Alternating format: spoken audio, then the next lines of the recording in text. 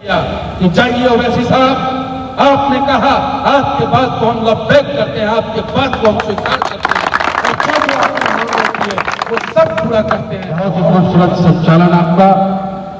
आज के इस कार्यक्रम के आयोजक भाई नासिर साहब, अब्बासी साहब और जेवर के गौतम बुद्ध नगर के जिला अध्यक्ष हमारे बड़े भाई फहीम भाटी साहब, पश्चिम प्रदेश के सचिव नुसरत मेवाती साहब, आदिल साहब हमारे मौलाना साहब, भूरे भाई हमारे जो जिले के महासचिव हैं और मंच पर बैठे हुए तमाम मेरे सम्मान और इज्जत के काबिल साथी, पार्टी की रीढ़ की हड्डी आप लोग हो और सामने बैठे हुए आप वो लोग हो जिसके दम पर हिंदुस्तान हिंदुस्तान है। आप वो लोग हो, अगर आप ना हो तो हमारी ताकत कहीं भी नजर नहीं आएगी। इसलिए आप सभी को सैल्यूट करता है बैरिस्टर असदुद्दीन ओवैसी साहब के एक छोटा सा सिपाही। साथियों, चुनाव का वक्त नजदीक आता जा रहा है। जैसे सावन और भादों के महीने में जब बरसात आती है तो मेढक भी आता है, उसी तरीके से चुनाव के वक्त हमारे और आपके बीच मेढक आएंगे।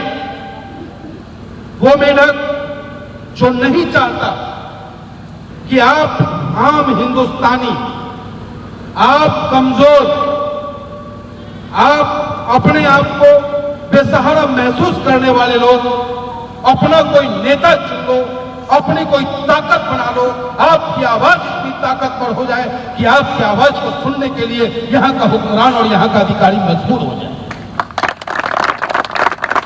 इसलिए वो मेढक आपके बीच आता है, अपनी जाति का तमगा देगा आपको कि मैं तुम्हारी जाति का हूं, मैं तुम्हारी बिरादरी का हूं, मैं तुम्हारा भैया हूं, तुम्हारा वोट बर्बाद होने जा रहा है। लेकिन नहीं, इस लोकतंत्र में आप जिसे भी अपना वोट करते हो, आप जिसे भी अपना नेता चुनते हो, वो नेता आपके लिए दिन और रात एक करके आपके मान सम्मान की रक्षा करने की गारंटी आपको देता है।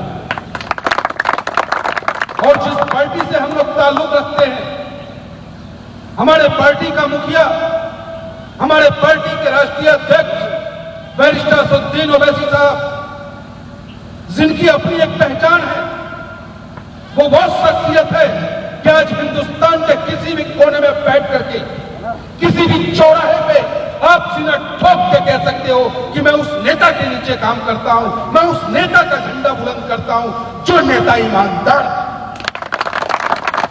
आप किसी भी पार्टी के नेता से आंखों में आंखें डाल करके बात कर सकते हो कि बता हमारे नेता में कमी क्या है, और मैं बताता हूं कि तेरे नेता में कितनी छेद है और कितनी कमियां हैं, कितने घोटालेबाज है तुम्हारा नेता, कितनी बार धोखा देने का काम किया है, कितनी बार जब हम पिटते रहे, हम मरते रहे, हम लूटते रहे, हम पे अत्याचार होता रहा है, तब तक तुम्हारा नेता चुप रहा। और एक नेता है बैरिस्टर असदुद्दीन ओवैसी, जो हिंदुस्तान के किसी कोने में किसी भी मजलूम साथियों के साथ, किसी भी कमजोर के साथ जुल्म हो रहा होता है तो मजबूती के साथ बेवाक आवाज में आपकी आवाज को अपना आवाज समझ के आवाज पेश करने का काम।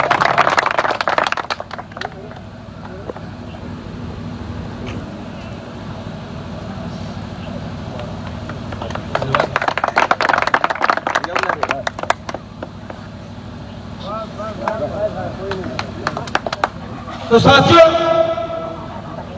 ये बातें सिर्फ आप 100 लोग नहीं हो, ये 100 लोग 10,000 लोगों को मोटिवेट करने का काम करेगा। आप घर घर जाकर के बैरिस्टर साहब का जो सिद्धांत है, जो हमारे नेता पे एक उंगली उठाई जाती है कि मुसलमानों की बात करते हैं। अरे मैं पूछना चाहता हूं चौधरी साहब, आपके पड़ोस में अगर कोई कमजोर हिंदू रहता हो और उसके साथ जुल्म हो रहा हो, जुल्म करने वाला मुसलमान हो, क्या आप हक की बात नहीं करोगे?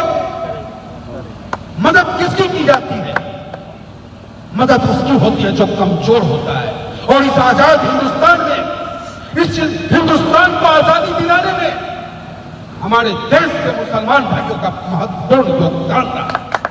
लेकिन ऐसी क्या कमी रह गई हमारे मुसलमान भाइयों में कि जब देश आजाद हुआ, आजादी के बाद हिंदू मजबूत, सिख मजबूत, ईसाई मजबूत, आखिर मुसलमान अब भी अपने रहनुमा का तलाश क्यों नहीं कर पाया? आखिर मुसलमानों की हक की लड़ाई लड़ने वाला कोई नेता क्यों नहीं बन पाया?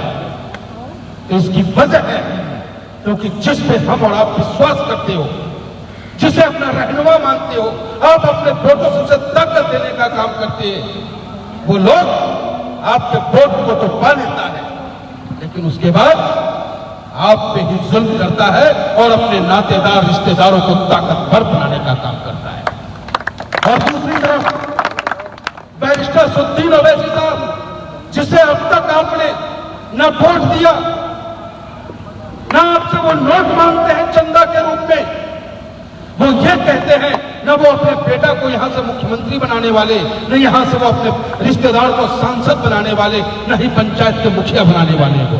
वो आप में से वो चाहते हैं कि इसमें बैठा हुआ हर व्यक्ति इतना ताकतवर हो जाए, वो खुद नेतृत्व करने की क्षमता रखे और इनमें से चुन करके एक नेता को खड़ा करे ताकि वो आपकी हक की बात कर सके।